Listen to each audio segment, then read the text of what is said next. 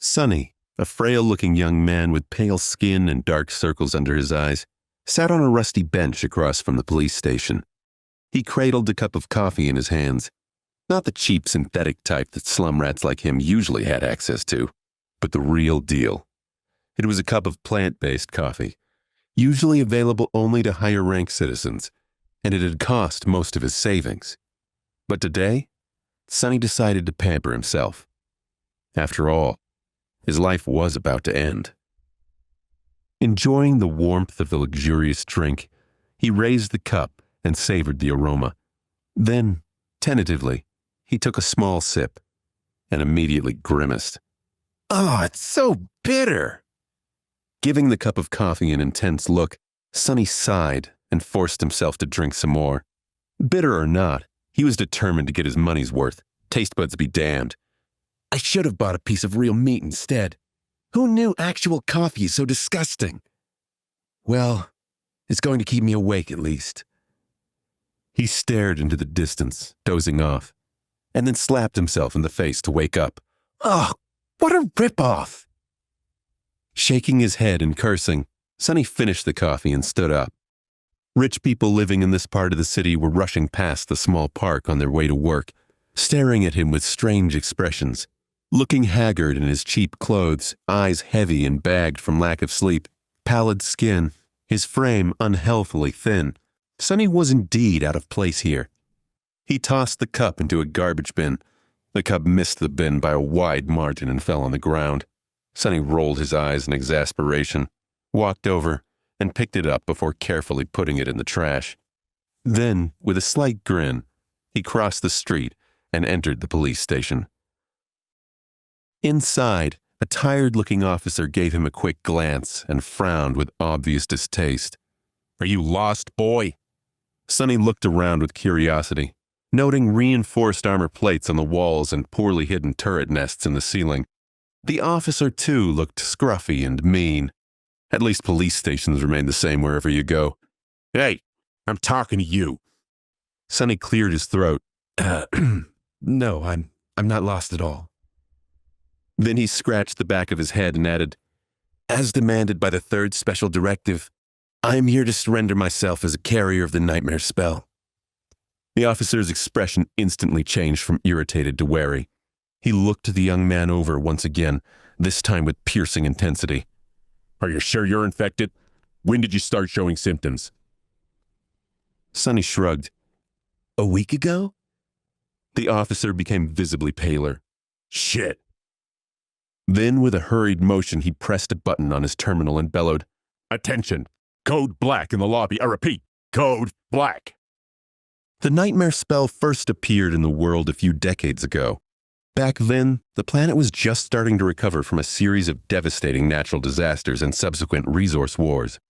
At first, the emergence of a new disease that caused millions of people to complain about constant fatigue and sleepiness did not attract a lot of attention. But when they started to fall into an unnatural slumber with no sign of waking up even days later, governments finally panicked. Of course, by then, it was already too late. Not that an early response could have made any difference. When the infected started dying in their sleep, their dead bodies turning into monsters, no one was ready. Nightmare creatures quickly overwhelmed national militaries, plunging the world into complete chaos. No one knew what the spell was, what powers it possessed, and how to fight it. In the end, it was the awakened, those who survived the first trials of the spell and came back alive, who put a stop to its rampage. Armed with miraculous abilities earned in their nightmares, they restored peace and created a semblance of a new order.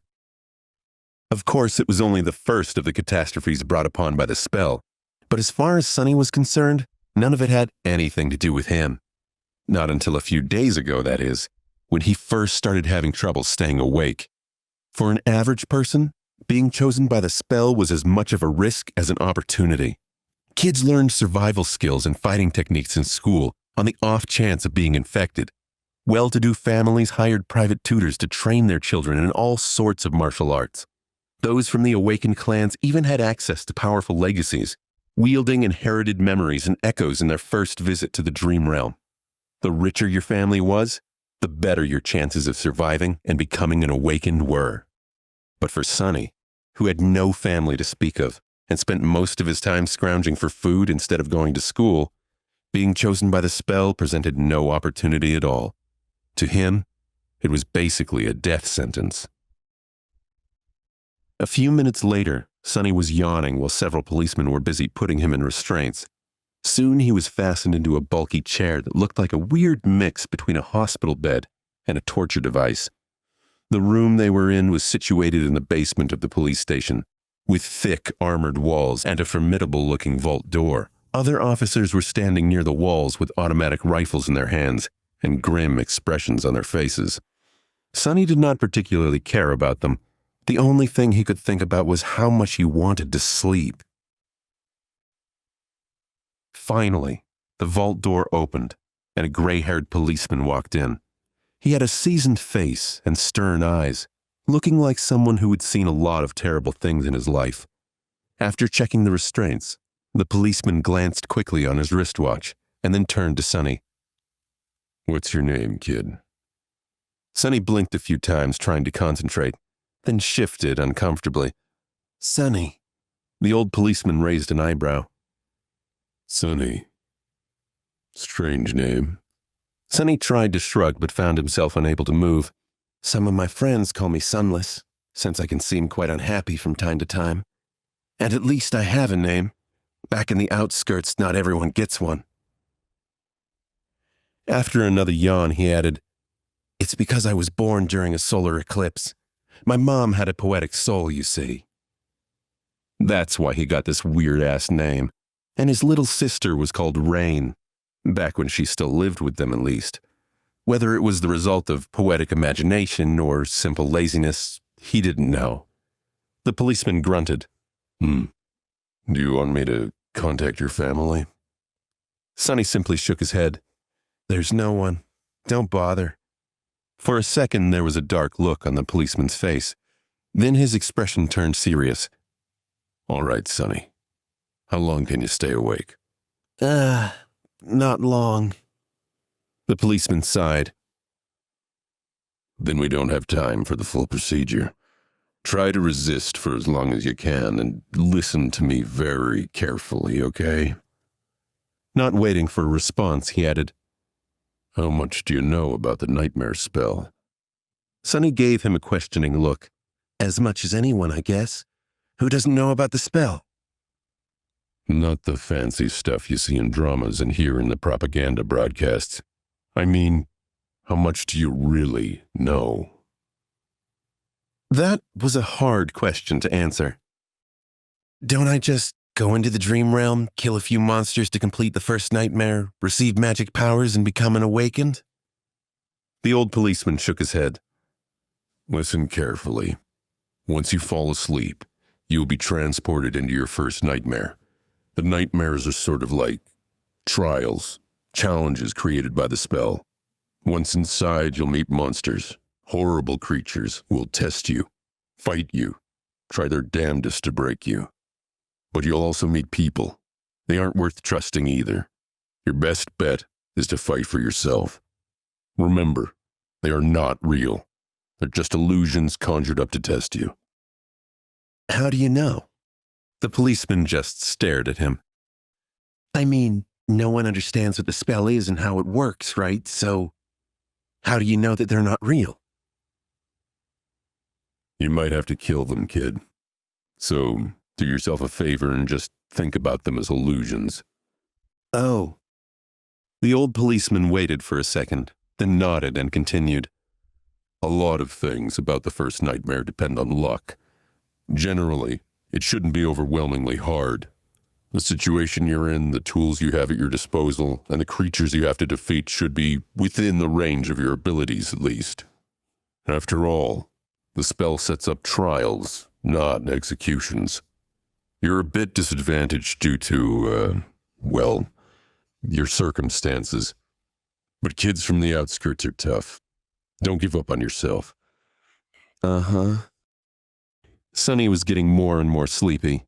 It was becoming hard to follow the conversation. "About those magic powers you mentioned. You will indeed receive them if you survive until the end of the nightmare.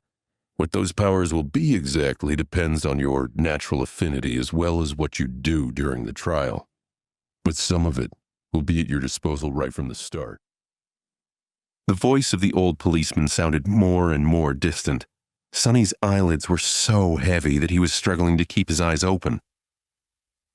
Remember, the first thing you must do once inside the nightmare is to check your attributes and your aspect.